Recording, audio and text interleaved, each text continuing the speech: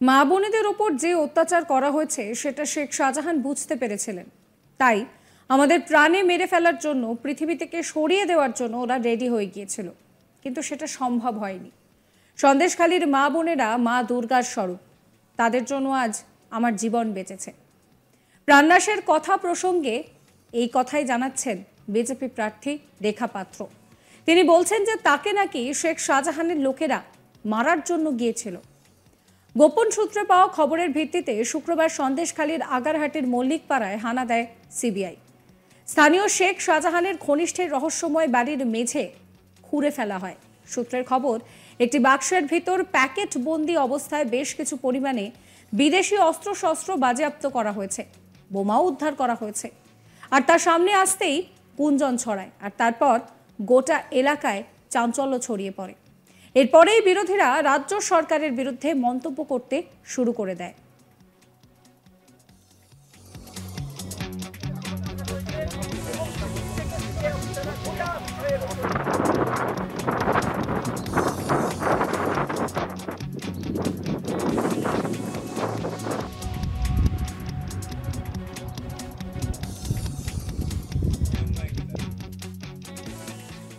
এই বিষয়ে বিজেপি প্রার্থী রেখা পাত্র সাংবাদিক সম্মেলন করে বলেন, মা বোনেদের উপরে যে অত্যাচার করা হয়েছে সেটা শেখ শাহজাহান বুঝতে পেরেছিলেন, তাই আমাদের প্রাণে মেরে ফেলার জন্য, পৃথিবী থেকে সরিয়ে দেওয়ার জন্য ওরা রেডি হয়ে গিয়েছিল, সেটা সম্ভব হয়নি।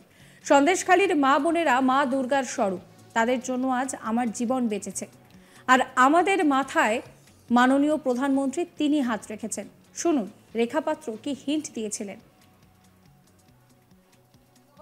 দেখুন, এই রোহিঙ্গারা তো শেখ শাহজাহান নিজেই আশ্রয় দিয়েছেন, আর সেটা দিয়েছেন মুখ্যমন্ত্রীর পারমিশনে। আজকের মুখ্যমন্ত্রীর মতো একজন মন্ত্রী হাত রেখেছিলেন বলেই আজকে শেখ শাহজাহানের মাথায় আজকে শেখ শাহজাহান এত বড় পাওয়ারফুল হতে পেরেছেন। আজকের বাংলাদেশ থেকে যত রোহিঙ্গা পার হয়েছে প্রত্যেককে আজকের আশ্রয় দিয়েছে এবং গরিব যে হিন্দু মানুষ মা বোনেদের যে যারা পরিশ্রম করে আজকের মানুষদের যে চাকরিগুলো, সেগুলোও আজকে রোহিঙ্গাদের ভিতরে বিলিয়ে দেওয়া হয়েছে। আজকের যেভাবে মানুষের উপর অত্যাচার করছে তা শুধুমাত্র এই রোহিঙ্গারাই। এই রোহিঙ্গাদের ভাড়া করে নিয়ে যাচ্ছে। দেখুন, ওনারা একটা পার্টিগত মিছিল মিটিংয়ে কোনো একটা হিন্দু পাবেন না, এই রোহিঙ্গাদের পাবেন। ওরা আর্মস ধারালো অস্ত্র নিয়েই কিন্তু আজকের যায়। আজকের যে ফেব্রুয়ারি মাসে যে আমাদের উপরে অ্যাটাক হয়েছে, যার এর আগে যে আমাদের সম্মানের সাথে যেটা হয়েছে আজকের যে ফেব্রুয়ারি 7 তারিখে যে আমার উপরে অ্যাটাকটা হয়েছিল, সেটাও কিন্তু ওখানে একটা হিন্দু মানুষ ছিলেন না, সব ওনাদের ভাড়া করা গুন্ডা বাহিনী ছিলেন, আর ছিলেন ওই রোহিঙ্গা ছিলেন। তাদের কাছে ধারালো অস্ত্র সবও তারা রেডি হয়ে গেছিলেন যে এই মা বোনেদের উপরে আজকে অত্যাচার করেছে শেখ শাহজাহান বুঝতে পেরেছিলেন। ওই জন্য আমাদেরকে এখন জীবননাশ করার জন্য, আমাদেরকে পৃথিবী থেকে সরিয়ে দেওয়ার জন্য ওনারা রেডি হয়ে গেছিলেন, কিন্তু সেটা সম্ভব হয়নি। সন্দেশখালীর মা বোনেরা হচ্ছে শক্তি স্বরূপা, মা দুর্গার এক রূপ দেখিয়েছেন। তো তাদের জন্য আজকের আমার জীবনটা বেঁচেছেন, আর আমার মাথার উপরে আজকের মাননীয় প্রধানমন্ত্রী হাত রেখেছেন। শুধু আমার মাথার উপরে নয়, আমি বলবো এটা আমার প্রত্যেকটা এই বসিরহাট লোকসভার মা বোনের মাথার উপরে হাত রেখেছেন উনি। তো আমি একটাই যে কথা বলবো, এই বসিরহাট লোকসভার জন্য প্রত্যেকটা বুথে যেন খুব শান্তিপূর্ণভাবে যেন ইলেকশনটা হয়, আমি এটাই চাই। একই সঙ্গে তিনি বলেন যে সন্দেশখালীর কিছু কিছু জায়গা শুধু শেখ শাহজাহানের পরিচিত মানুষের আগ্নেয়াস্ত্র, বন্দুক, ধারালো অস্ত্র উদ্ধার হয়েছে তা নয়। এই সন্দেশখালীর বুকে কিছু কিছু মানুষ রয়েছেন যেখানে উনি আশ্রয় নিয়েছিলেন। নামগুলো বলা আমার ঠিক হবে না, সন্দেশখালীর মা বোনেরা আছে তারা বলবেন। তবে এই মানুষগুলোর বাড়িতে খুব তাড়াতাড়ি এনএসজির রোবট দিয়ে পরীক্ষা করা হোক, আর এর থেকে ভয়ঙ্কর প্রমাণ পেতে পারেন।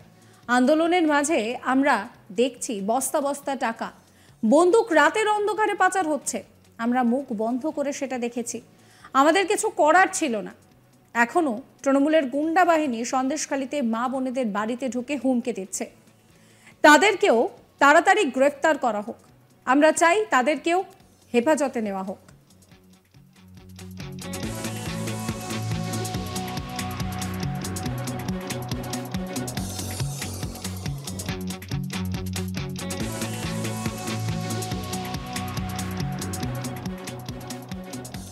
রেখা পাত্র কি বলছেন শোনাবো। সন্দেশখালী কিছু কিছু জায়গায় শুধু আজকের শেখ শাহজাহানের পরিচিত মানুষের বাড়ি যে আর্মস বন্দুক ধারালো অস্ত্র উদ্ধার হয়েছে তা নয়, আজকের এরকমই এই সন্দেশখালীর বুকেও কিছু কিছু মানুষ আছে যেখানে উনি আশ্রয় নিয়েছিলেন। দেখুন, নামগুলো হয়তো আমার বলা উচিত হবে না, আমি বলছি না, আমার পরে আরও আমার সন্দেশখালীর মা বোনেরা আছে ওনারাই বলবেন। তবে এই মানুষগুলোর বাড়িতেও খুব তাড়াতাড়ি এই এই এনএসজি দিয়ে এই রোবট দিয়ে পরীক্ষা করা হোক, কেননা পুরো তল্লাশি করা হোক, আরও এর থেকেও ভয়ঙ্করভাবে ওখানে প্রমাণ পেতে পারে। কেননা আমরা এই আন্দোলনের মাথায় আমরা নিজেরাও দেখেছি বস্তা বস্তা টাকা, আর্মস, বন্দুক, নানান রকম ধারালো অস্ত্র ওরা রাতের অন্ধকারে কারেন্ট বন্ধ করে দিয়ে মেন ফেলিয়ে দিয়ে ওরা পাচার করেছে। আমরা মুখ বন্ধ করে সেটা দেখে এসেছি, কেননা আমাদের কিছু করার ছিল না। আমাদের বেটা ছেলেরা বাড়িতে ছিলেন না, আমরা মেয়েরা আমরা আন্দোলন করেছি, কিন্তু ওদের সাথে এইগুলো নিয়ে আমাদের লড়ার ক্ষমতা ছিলেন না। আমরা দিনের আলোয় লড়তে প্রস্তুত ছিলাম, কিন্তু রাতের অন্ধকারে কী করে লড়াই করতাম। আজকের এনএসজি যেভাবে দিয়েছেন, এই এনএসজি যেভাবে দিয়েছেন, তো ওনারা আজকের ঠিকঠাক করে তল্লাশি করুক। আর যে এখনও অবধি তৃণমূলের গুন্ডা বাহিনীরা এখনও অবধি সন্দেশখালীর বুকে মা বোনেদের ঘরে ঘরে ঢুকে হুমকি দিচ্ছেন, আতঙ্কিত করছেন, তাদেরকে খুব তাড়াতাড়ি অ্যারেস্ট করা হোক, ওনাদের হেফাজতে নেওয়া হোক, আমরা এটাই চাইব। আর রাজ্যের পুলিশের বিষয়, রাজ্যের পুলিশ আজকের তৃণমূলের গুন্ডা বাহিনীর হয়ে কাজ করছে। দেখুন, এই রাজ্যের পুলিশ কমিশনার এক পুলিশ মন্ত্রী হচ্ছে আমাদের মুখ্যমন্ত্রী। আজকের ওনার যেটা করার দরকার ছিলেন উনি সেটা করেননি। আজকের এই পুলিশ মন্ত্রীকে কি বরখাস্ত করা উচিত নয় এখান থেকে? আজকের পুলিশ মন্ত্রী কি করছেন? আজকের সাধারণ মানুষের উপর পুলিশ গুন্ডা বাহিনীর সাথে সাথে রাজ্যের পুলিশকে দিয়েও তাদের উপরে অত্যাচার করানো হচ্ছে। কেন করানো হচ্ছে?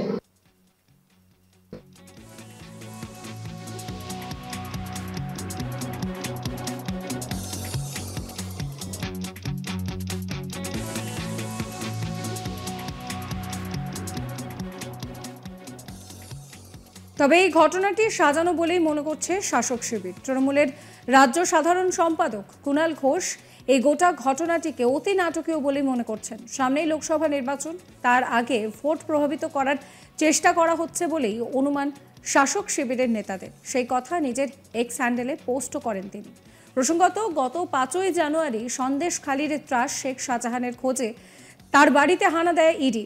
সেই সময় অবশ্য ইডির আধিকারিকরা শেখ শাহজাহানকে পাননি, পরিবর্তে মারধর জুটেছিল ইডি আধিকারিকদের কপালে। রেশন দুর্নীতি মামলায় কেন্দ্রীয় তদন্তকারী সংস্থা স্ক্যানারে থাকা শাহজাহানের বিরুদ্ধে ছিল ভুরি ভুরি অভিযোগ। জমি ভেরি দখলের অভিযোগ তো ছিলই, এমনকি নারী নির্যাতনের অভিযোগেও বিদ্ধ ছিলেন শাহজাহান।